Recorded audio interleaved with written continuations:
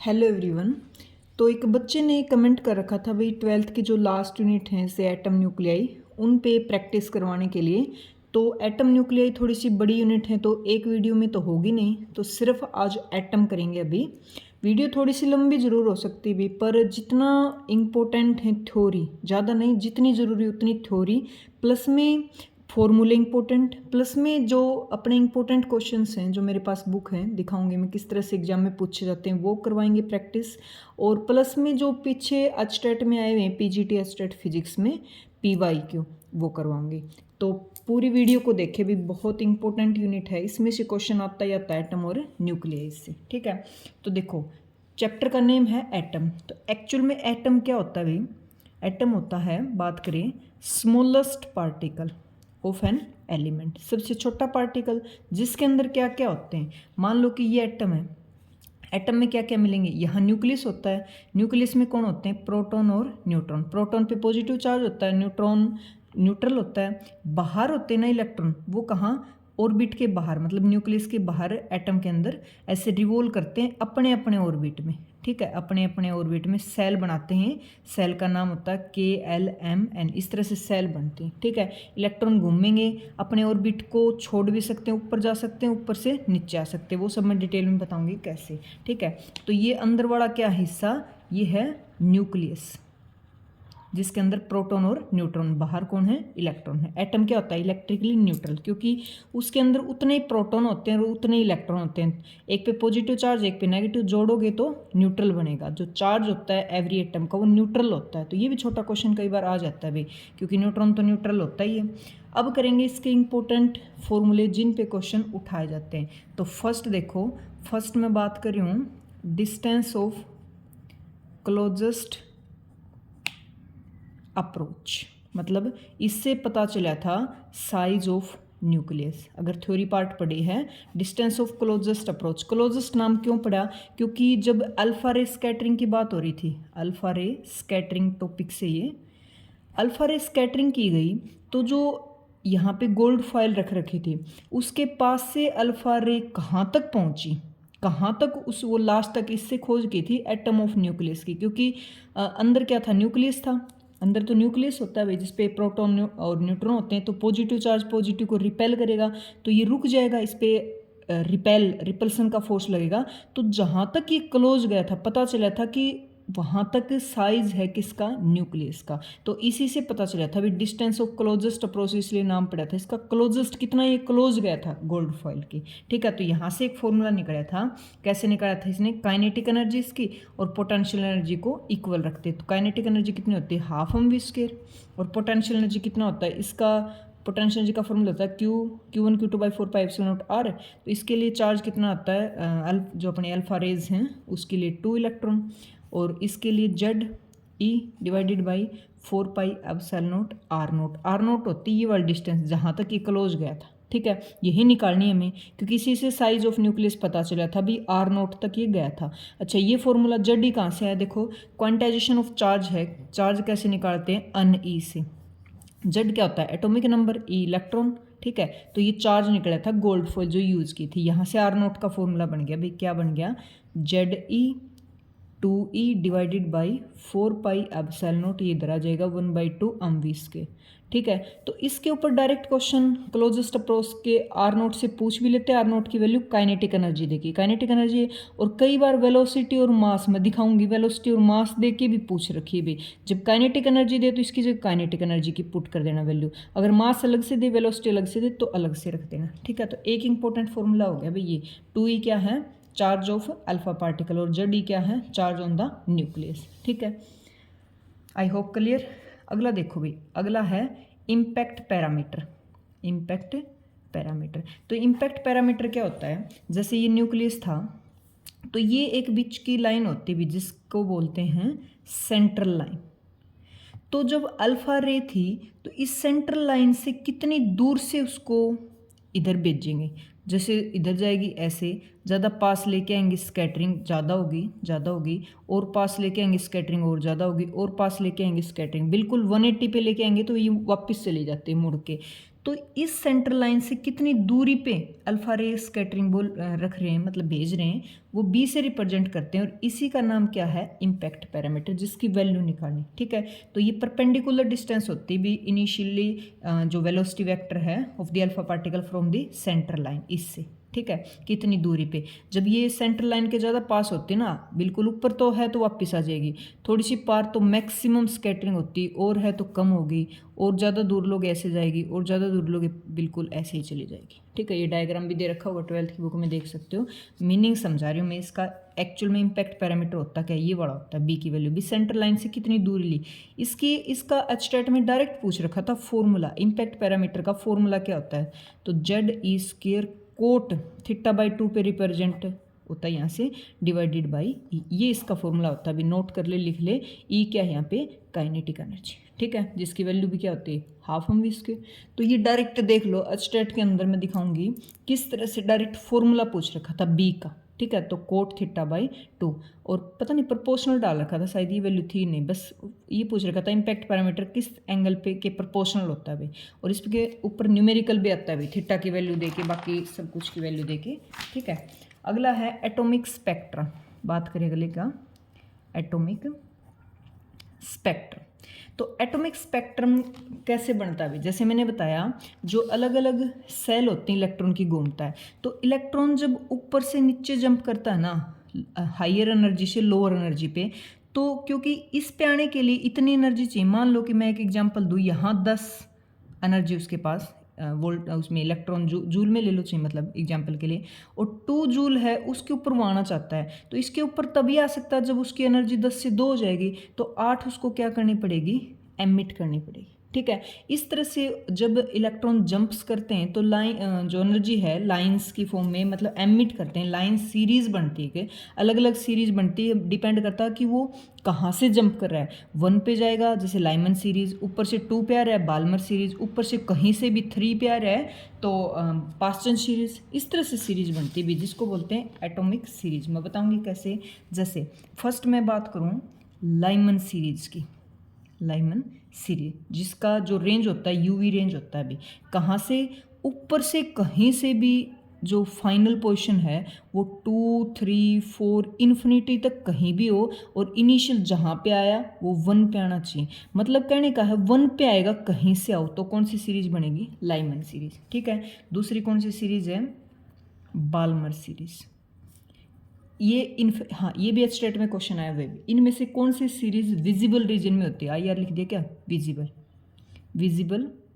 Reason. Single एक series है भाई बाल्मर सीरीज, जिसकी जो रेंज होती है वेवलेंथ फ्रीक्वेंसी वगैरह विजिबल रीजन में होती हैं। तो ये 1 पे आया था, इसकी जो फाइनल, इसको फाइनल मानो, ये इनिशियल यहाँ से चलेगा ना, तो ये इनिशियल, फाइनल पोजीशन 2 होती है, और इनिशियल पोजीशन कुछ भी हो सकती है, वो 3 से भी 2 पे आ सकता है, 4 से भी 2 पे आ सकता है, 5 से भी, और इन्फिनिटी तक। ठीक है, विजिबल रीजन है, 2 पे आना है बस, कहीं से आ रहा है, तो बाल्मर सीरीज बनती है। 3 कौन सा है, पास्टन सीरीज। पास्टन सीरीज है, एक बार लिख देती हूँ मैं, 4th bracket series, and 5th is Pfund series. ये सभी आईआर के होते हैं, यहाँ से क्वेश्चन बनता है। फर्स्ट किस में थे, अल्ट्रावायलेट में, विजिबल में, इंफ्रारेड में।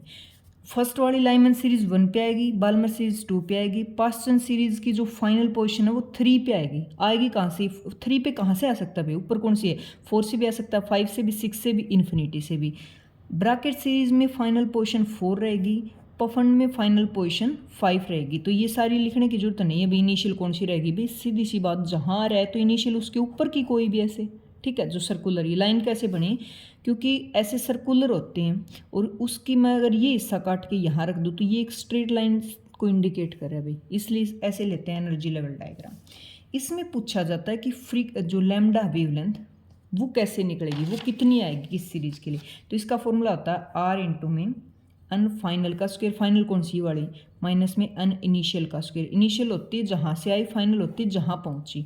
आर क्या है यहाँ पे, रेब्रक कांस्टेंट, जिसकी कांस्टेंट है तो उसकी वैल्यू फिक्स होती है, 1.097 होता है, 67 ही होता है, 10⁻⁷ मीटर। ये वाली यहाँ पूछा गया वेवलेंथ की वैल्यू। ठीक है, ऐसे बताया गया कि जैसे मैं कहूँ कि 4 से चला था 2 पे पहुँचा, बताओ वेवलेंथ और कौन सी सीरीज बनी, तो 2 पे किसकी बनती है, 2 पे किसके लिए पूछा है, बाल्मर सीरीज बनती है। सब कुछ पुट करके इसमें वेवलेंथ निकाल ली जाती है भी किस रेंज की उसमें लाई करेगी, किस रेंज की मिलेगी, ठीक है। नेक्स्ट है Bohr model of hydrogen atom. Series तो क्लियर है ना, ऊपर से आ रहा है एटम, नीचे जा रहा है। अब नीचे एनर्जी कम है, अंदर वालों में एनर्जी कम है, तो उसको एनर्जी एमिट करनी पड़ेगी, एमिट से ये बनती भी।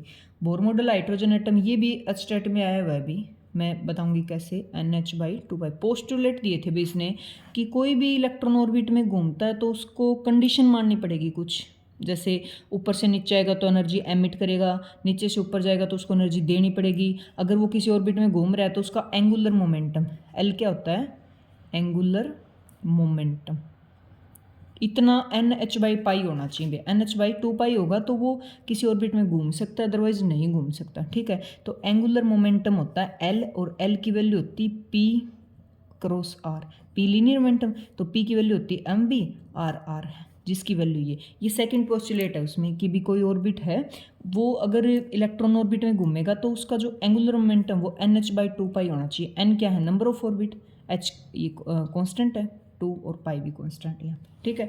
ये एचटेट में आया हुआ भी, ये वाला भी डायरेक्ट पूछ रखा था पोस्टुलेट। आगे देखो, नेक्स्ट बात करें एनर्जी की, जिसके ऊपर क्वेश्चन बनता ही बनता भी।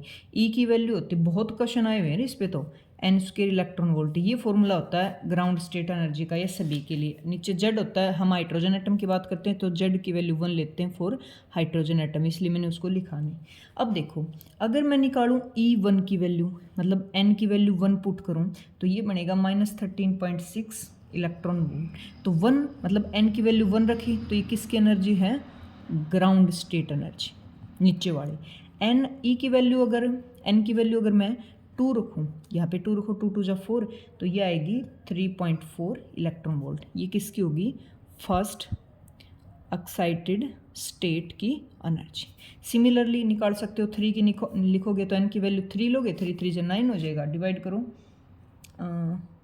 1.51 फिर 4 की तो 5 की तो याद भी रख सकते हो, 13.6 होती है, 3.4 माइनस के लेने होते हैं 1.51, और नेक्स्ट E4 की वैल्यू होती है 0.85 इलेक्ट्रॉन, ठीक है। और जब E इन्फिनिटी की बात करें तो यहाँ देखो इन्फिनिटी रखोगे तो 1/∞ 0 होता है, तो इसकी वैल्यू आएगी 0। Ground state, first excited state, second excited state. तो यहाँ से क्वेश्चन पक्का बनता है भी। कैसे बना था, जैसे मैं ये कहूँ कि ग्राउंड स्टेट ये वाली है और ये है फर्स्ट एक्साइटेड स्टेट, तो यहाँ से यहाँ जाएगा जब इलेक्ट्रॉन जंप करेगा तो उसको एनर्जी देनी पड़ेगी, ठीक है। तो कितनी एनर्जी वो एमिट कर, हाँ देनी पड़ेगी, ऊपर से नीचे आएगा एमिट करता है, नीचे से ऊपर जाएगा देनी पड़ेगी। तो यहाँ रहने के लिए उसको इतनी एनर्जी हो तभी रह सकता है, ठीक है। तो उसको एनर्जी कितनी देनी पड़ेगी, दोनों का डिफरेंस, जैसे मैं बोलूँ यहाँ 4 है यहाँ 6 है, तो कितनी देनी पड़ेगी, दोनों का डिफरेंस मतलब 2 देनी पड़ेगी उसको, तो दोनों का डिफरेंस होता है भी, ठीक है। अब बात करें आयनाइजेशन एनर्जी का। आयनाइजेशन एनर्जी होती है कोई भी इलेक्ट्रॉन अपनी जगह पे उसको आयनाइज करे, वहाँ से बाहर निकाले, ब्रेक करें, तो कितनी एनर्जी देनी पड़ेगी। तो ग्राउंड स्टेट एनर्जी ये है, इसको जीरो बनाने के लिए, रिमूव करने के लिए, मतलब जीरो हो इसकी एनर्जी, तो प्लस की कितनी, E1 की वैल्यू कितनी आ गई, प्लस के 13.6 इलेक्ट्रॉन। प्लस क्यों लिया, क्योंकि हमें करना वहाँ से उसको रिमूव, आयनाइज, ठीक है। अब उसके पास इतनी एनर्जी, हम इतनी देंगे प्लस की, तो उसकी एनर्जी फ्री हो गया मतलब वहाँ से, तो बस ये वैल्यू पॉजिटिव आ जाती है आयनाइजेशन में, ठीक है। तो E2 की वैल्यू पॉजिटिव में 3.4 ले लो, और E3 की वैल्यू ले लो प्लस में 1.51 इलेक्ट्रॉन, ठीक है। तो ये है उसकी एनर्जी अदर अलग अलग स्टेट की, ये है आयनाइजेशन एनर्जी, ठीक है भाई। आयनाइज करने के लिए कितनी एनर्जी देनी पड़ी, क्लियर। अब देखो, अब होता है फर्स्ट एक्साइटेड स्टेट में उसको जाना है तो कितनी एनर्जी उसको दें, ठीक है, कितनी एनर्जी दें। तो एनर्जी कितनी देंगे, दोनों का डिफरेंस, तो ऊपर वाले का कितना था, माइनस का 3.4 सेकंड का, और ग्राउंड स्टेट का कितना था, दोनों को माइनस कर दो, दोनों माइनस के बीच में माइनस लगाया, माइनस माइनस से प्लस हो जाएगा तो पॉजिटिव आएगा, ये 10.02 इलेक्ट्रॉन। देख लो ये क्वेश्चन बना हुआ था भाई, ये भी एचटेट में आया हुआ था। कैसे था, ऐसे पूछा था कि कोई भी इलेक्ट्रॉन ग्राउंड स्टेट में था अपने, तो वो किसी ऊपर वाली स्टेट में जाता है, और ऊपर वाली स्टेट उसने बताई नहीं कौन सी में जाता है, तो उसने पूछा उसकी एनर्जी ऊपर जाके दे दी, एनर्जी होगी इतनी, ठीक है। तो वहाँ पे उसका एंगुलर मोमेंटम निकालना था भाई, मुझे ऐसे ध्यान आ रहा है। तो एंगुलर मोमेंटम का फॉर्मूला क्या होता है, NH/2 तो हमें n की चाहिए, हमें पता नहीं वो किस स्टेट में गया, हमें n की वैल्यू निकालनी। वो किससे निकालेंगे, ग्राउंड स्टेट की ऊपर वाली की स्टेट की एनर्जी दे रखी थी उसने, उससे हम पता करेंगे कि n की वैल्यू क्या है, वो अभी किस स्टेट में है और किस स्टेट में है। मान लो 4 स्टेट में, तो यहाँ 4 रखेंगे, बाकी कांस्टेंट है। तो एंगुलर मोमेंटम की वैल्यू निकालनी थी, ये भी क्वेश्चन आया हुआ अभी। तो जब नीचे वाली स्टेट से इलेक्ट्रॉन और मैं कहूँ कि 4 पे पहुँचाना है, 4 पे कहाँ से, ग्राउंड स्टेट से, तो दोनों की एनर्जी का जो डिफरेंस है ना, उतनी एनर्जी इसको देनी पड़ेगी ताकि ये जंप कर जाए यहाँ। तो दोनों का डिफरेंस निकाल देना, सिंपल, ठीक है। अब देखो नेक्स्ट है डी ब्रोगली वेवलेंथ। बहुत बार इस पे भी क्वेश्चन आता है, डी ब्रोगली वेवलेंथ। तो एक्चुअल में इसका फॉर्मूला होता है H/P। P क्या है यहाँ पे, लीनियर मोमेंटम, H क्या है, प्लांक कांस्टेंट, लैम्डा क्या है, वेवलेंथ। पर बात करें हम फॉर इलेक्ट्रॉन ओनली, सिर्फ इलेक्ट्रॉन के केस में जो वेवलेंथ निकालनी है उसका डायरेक्ट फॉर्मूला होता है, यंगस्टन में लिख देगी जी, इसकी वैल्यू होती है 10⁻⁻10। ये होती है 150 डिवाइडेड बाई V किस में लेते हैं हम, वोल्ट में। तो कई बार ये इलेक्ट्रॉन ओनली इलेक्ट्रॉन के केस में ये लगाना भी, बाकी के केस में ये लगाना। एक और भी होता है इसका, यहाँ तो नहीं, वैसे तो 11th की लास्ट यूनिट में भी आएगा, बट मुझे ध्यान आ गया तो बता देती हूँ। गैस मॉलिक्यूल के लैम्डा की वैल्यू निकालें, H/3 KT, ये बड़ा फॉर्मूला, ठीक है। ओनली इलेक्ट्रॉन का केस हो ये लगाना है, डी ब्रोगली वेवलेंथ पूछी ये लगाना है, गैस मॉलिक्यूल की बात करें तो ये लगाना है। तो ये मेरे हिसाब से एटम के मैंने सारे करवा दिए भी, जो इंपॉर्टेंट फॉर्मूले थे, ठीक है। ये एटम्स होता क्या है, कहाँ गया, और कैसे सीरीज बनी, कौन सी यूवी में, विजिबल में, इंफ्रारेड में कौन सी है, इम्पैक्ट पैरामीटर का फॉर्मूला, ठीक है। और न्यूक्लियस ऑफ साइज, लैम्डा की वैल्यू निकालनी, और किस तरह से उसका एंगुलर मोमेंटम कितना हो, ठीक है। और इधर इसकी अलग अलग एनर्जी, एक स्टेट से दूसरे में जाएंगे तो मैंने बताया डिफरेंस लेना है। इधर इसकी फर्स्ट एक्साइटेड भी बता दिया ना मैंने, और डी ब्रोगली वेवलेंथ। अब मैं कुछ क्वेश्चंस दिखाऊंगी भी जो मोस्ट इंपॉर्टेंट क्वेश्चन हैं, किस तरह से क्वेश्चन बनते हैं इसके ऊपर, ठीक है। ये देखो, ये मैंने करवाया ना अभी, R0 क्लोजेस्ट डिस्टेंस निकालने का। देखो a beam of alpha particle velocity दे रखी है, मैंने बताया ना भाई, काइनेटिक एनर्जी ना दे, कई बार half M V square velocity दे देगा, मास दे देगा। जेड की वैल्यू दे दी, गोल्ड फॉइल अल्फा स्कैटरिंग की बात हो रही है, और इसमें दे रखा है value charge per unit mass का। तो ये फॉर्मूला तो इसने पहले बनाया, हमारे पास तो पहले से ही फॉर्मूला है ये वाला, ठीक है। मैंने भी तो ऐसे बनाया था, काइनेटिक एनर्जी पोटेंशियल एनर्जी को बराबर रख के R0 की वैल्यू निकाल ली। सब कुछ दे रखा भाई, 4πε0 की वैल्यू होती है 9 × 10⁹, 2 की जगह 2, जेड की वैल्यू अगले दे रखी है वाले। इलेक्ट्रॉन की 1.6 10⁻⁻19 होता है, वी की वैल्यू दे रखी है 2, इलेक्ट्रॉन की वैल्यू 1.6 10⁻⁻19, या फिर चार्ज पर यूनिट मास तो दे ही रखा है इसने वाला, ठीक है। बस सीधा सॉल्यूशन किया, और इस तरह से भी फॉर्मूला याद है तो डायरेक्ट क्वेश्चन निकाल सकते हो। अगला क्वेश्चन देखो, ये बड़ा, कैलकुलेट द इम्पैक्ट पैरामीटर, मतलब बी की वैल्यू निकालनी, 5 mega electron volt, particle scatter, देखो एंगल भी दे दिया 90, क्योंकि हमारे पास कोट θ/2 होता है ना, इसका वो लगाएंगे। तो देखो के की वैल्यू दे रखी है ये वाली, इसको खोल लो मेगा, ठीक है। कितनी होती है वैल्यू, 10⁻³ मेगा की जगह, और इलेक्ट्रॉन की जगह होती है 1.6 10⁻⁻19, -19 और 3 को करोगे तो ये वाला, नहीं मेगा की वैल्यू 3 नहीं होती, 6 होती है, ठीक है। जेड की वैल्यू θ की दे रखी, तो इम्पैक्ट पैरामीटर का ये होता है फॉर्मूला। तो सब कुछ गिवन, अभी एक भी ऐसी चीज़ नहीं है जो गिवन नहीं है। तो θ की जगह देखो कितना रखा, 90, 45 बन गया। सोल्व किया तो इम्पैक्ट पैरामीटर की वैल्यू आ गई, ठीक है। इस तरह से क्वेश्चन हुआ ये वाला। एक है भाई, हाँ ये बड़ा क्वेश्चन देखो, what is the angular momentum, आ गया ना, of the electron third orbit. अब थर्ड ऑर्बिट की बात कर रहे हैं, सोच के देखो, एन की वैल्यू दे दी इसने 3, एच की वैल्यू प्लांक कांस्टेंट होती है 6.6 10⁻⁻34। लिख लो, ये चीज़ें बार बार लिखोगे ना तो याद होगी।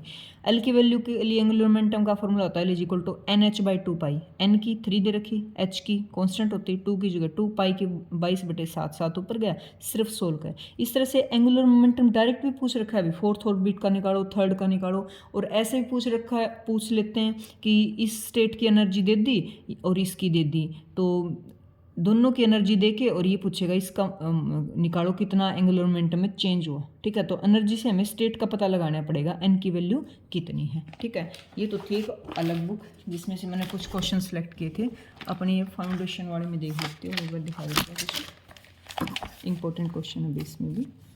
थोड़ा सा बड़ा करो स्क्रीन, 1 मिनट भी। देखो वेवलेंथ पूछिए radiation emit when the electron hydrogen atom की बात करें, जंप करें इन्फिनिटी टू 2, देखो इन्फिनिटी से 2 पे आ गया, वेवलेंथ पूछिए तो ये फॉर्मूला मैंने बताया था ना, क्या बताया था, 1/λ is equal to R into 1 minus final और इनिशियल और इनका स्क्वायर रख दो, 1/λ निकालोगे तो आर कांस्टेंट होता है, रख दिया, फाइनल इन्फिनिटी पे पहुंच रहा है, फाइनल 2 पे पहुंच रहा है, इनिशियल इन्फिनिटी से चला, 1/∞ 0 होता है, तो यहाँ पे 7 है, नैनो में दे रखा है, तो ये 1/λ की वैल्यू है ना, जब लैम्डा की निकालोगे तो उल्टा हो जाएगा, उल्टा मतलब 10 की पावर नीचे 7 आ जाएगी, हमें 9 बनानी नैनो के लिए आंसर को देख के, तो 2 जीरो ऊपर लगा दो, 2 नीचे लगा दो, तो इसको इससे डिवाइड करोगे ना, बिल्कुल आंसर एग्जैक्ट मैच हो रहा है भाई, 365 नैनोमीटर। ये फॉर्मूला याद होगा तो ही निकाल सकते हो बी वाला, अदरवाइज तो निकाल नहीं सकते, डायरेक्ट फॉर्मूला बेस्ड क्वेश्चन अभी। अगला देखो पेज मोड रखा मैंने, सारे इंपॉर्टेंट क्वेश्चन सिलेक्ट किए भी जो आए हुए हैं, क्योंकि मैंने सारे PYQ सोल्व करवा दी ना, मुझे पता है कौन से में कैसा क्वेश्चन बना था। ये देखो अनथ ऑर्बिट की एनर्जी स्टेट का फॉर्मूला होता है हाइड्रोजन एटम के लिए, energy required to take the electron from first orbit to second, भाई फर्स्ट से सेकंड में जाना चाहता है तो कितनी एनर्जी, देखो फर्स्ट की कितनी होती है -13.6, दूसरे की कितनी होती है, मैंने लिखवाई थी ना -3.4, तो यहाँ से यहाँ जाएगा तो दोनों का डिफरेंस कितना था, ये मैंने अभी करवाया सोल्व 10.2, तो इसका फर्स्ट ऑप्शन करेक्ट हो जाएगा, ठीक है।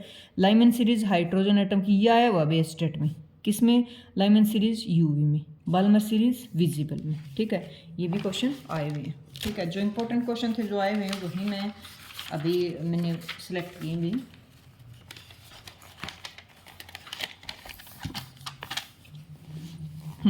ये देखो स्पेक्ट्रल सीरीज हाइड्रोजन एटम की विजिबल रीजन में बाल्मर की, ये विजिबल का ही दे रखा है, तो ये भी आया हुआ है अभी क्वेश्चन, ठीक है।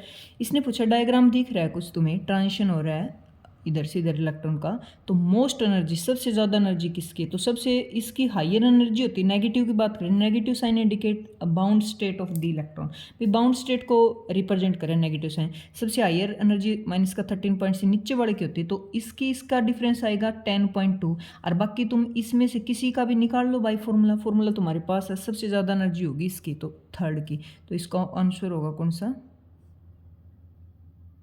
अच्छा थर्ड नहीं होगा,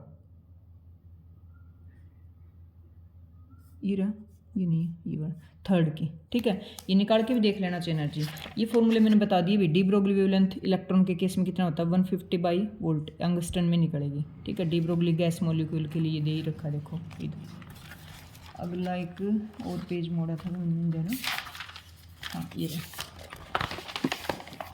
देखो इसमें ऐसे भी मैच ऑफ द फॉलोइंग डालते हैं आजकल, पहले भी जैसे 11th क्लास में जो वो फॉर्मूले नहीं थे अपने, कौन से थे, Young modulus, compressibility, Poisson ratio, match of the following ही तो दे रखे थे, तो इस तरह दे देते हैं क्वेश्चन।